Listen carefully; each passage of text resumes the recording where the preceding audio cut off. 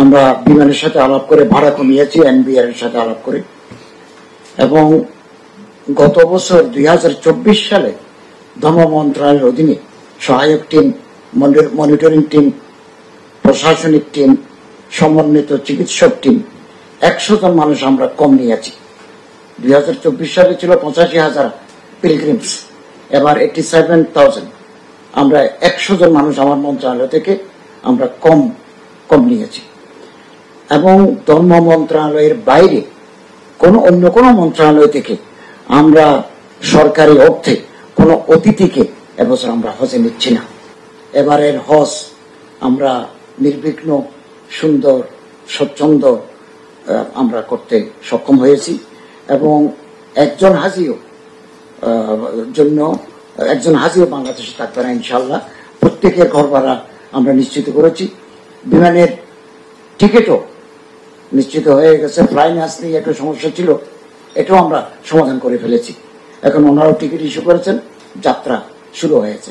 এক কথায় আমরা নির্বিঘ্নে এই কাজ সম্পাদন করে ফেলেছি। বাকিটা আবার আল্লাহ তাআলার রহমতের উপর নির্ভরশীল। আমরা সৌদি আরব থেকে 400 কর্মী নিয়েছি। এর মধ্যে বিশ্ববিদ্যালয়ের ছাত্ররা আছেন, Ummul Qura Madina university, King Abdul Aziz ইউনিভার্সিটির স্টুডেন্ট নিয়েছি। ওনারা আরবি জানেন, পথ কাটছিলেন। আর কিছু একামাদারি লোক নিয়েছি যারা আরবি জানে, আমাদের শ্রমিক কাজ নাই, এদেরকে আমরা নিয়েছি। এবং অনেকে হয়তো বলেন যে বেশি মানুষ হজে যায়। হজে কেউ যাচ্ছে না, কাজ করার জন্য যাচ্ছেন, সেবা দেওয়ার জন্য যাচ্ছেন। হজের একটা সুযোগ আছে, এই জন্য ওরা হজ করে আসেন।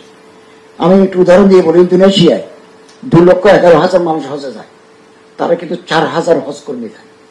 সেই হিসেবে আমাদের 1500-1600 নেওয়ার কথা, তো আমরা তো নিশ্চয়ই 600 কতজন।